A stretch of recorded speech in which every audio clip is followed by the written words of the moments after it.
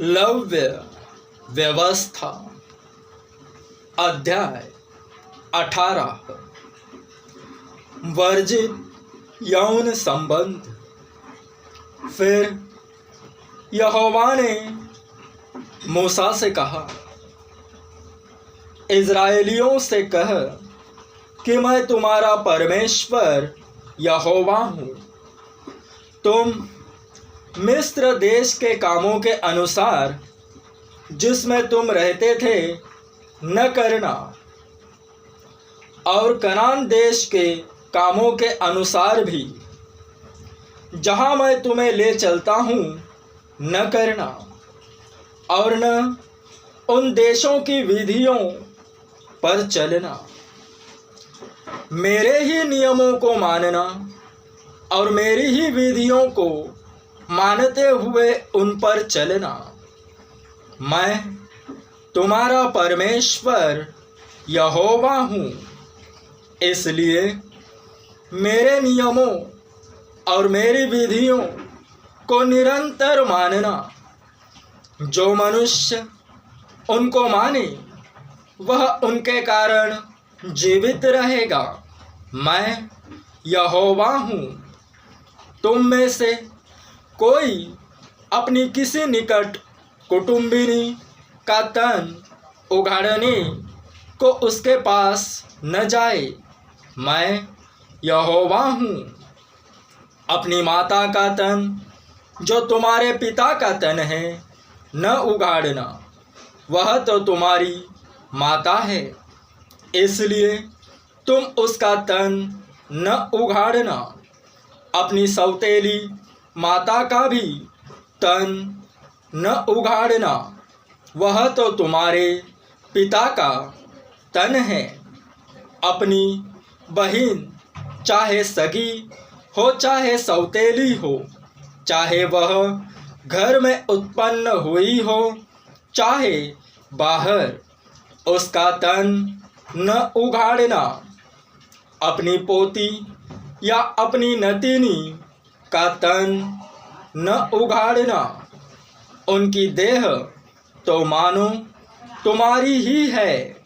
तुम्हारी सौतेली बहन जो तुम्हारे पिता से उत्पन्न हुई, वह तुम्हारी बहन है।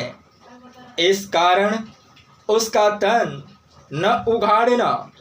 अपनी फूफी का तन न उघाड़ना, वह तो तुम्हारे पिता के निकट कुटुंबिनी है। अपनी मौसी का तन न उघाड़ना, क्योंकि वह तुम्हारी माता की निकट कुटुंबिनी है। अपने चाचा का तन न उघाड़ना, अर्थात उसकी स्त्री के पास न जाना, वह तो तुम्हारी चाची है। अपनी बहू का तन न उघाड़ना, वह तो तुम्हारे बेटे की स्त्री है। इस कारण तुम उसका तन न उघाड़ना। अपनी भौजी का तन न उघाड़ना, वह तो तुम्हारे भाई ही का तन है। किसी स्त्री और उसकी बेटी दोनों का तन न उघाड़ना, और उसकी पोती को या उसकी नतिनी को अपनी स्त्री करके उसका तन न उघाड़ना। वे तो निकट कुटुंबिनी है। ऐसा करना महापाप है। और अपनी स्त्री की बहन को भी अपनी स्त्री करके उसकी सौत न करना कि पहली के जीवित रहते हुए उसका तन भी उघाड़े। फिर जब तक कोई स्त्री अपने ऋतु के कारण अशुद्ध रहे, तब तक उसके पास उसका तन उघाड़ने को न जाना। फिर अपने भाई बंधु की स्त्री से कुकर्म करके अशुद्ध न होना। अपनी संतान में से किसी को मोलेक के लिए होम करके न चढ़ाना, और न अपने परमेश्वर के नाम को अपवित्र ठहराना मैं यहोवा हूँ। स्त्रीगमन की रीति से पुरुष गमन न करना वह तो घिनौना काम है।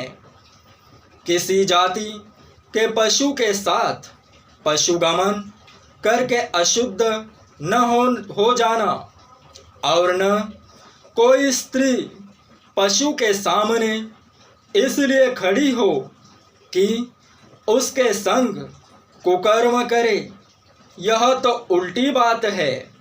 ऐसा कोई भी काम करके अशुद्ध न हो जाना, क्योंकि जिन जातियों को मैं तुम्हारे आगे से निकालने पर हूँ, वे ऐसे काम करके अशुद्ध हो गई है, और उनका देश भी अशुद्ध हो गया है। इस कारण मैं उस पर उसके अधर्म का दंड देता हूँ, और वह देश अपने निवासियों को उगल देता है।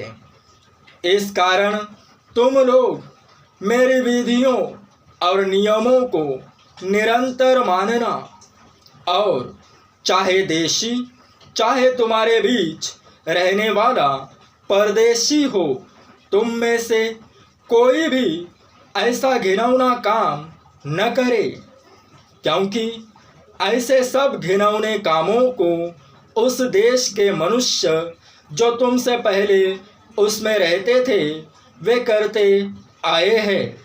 इसी से वह देश अशुद्ध हो गया है। अब ऐसा न हो कि जिस रीति से जो जाति तुमसे पहले उस देश में रहती थी उसको उसने उगल दिया, उसी रीति जब तुम उसको अशुद्ध करो तो वह तुमको भी उगल दे। जितने ऐसा कोई घिनौना काम करे वे सब प्राणी अपने लोगों में से नष्ट किए जाएं।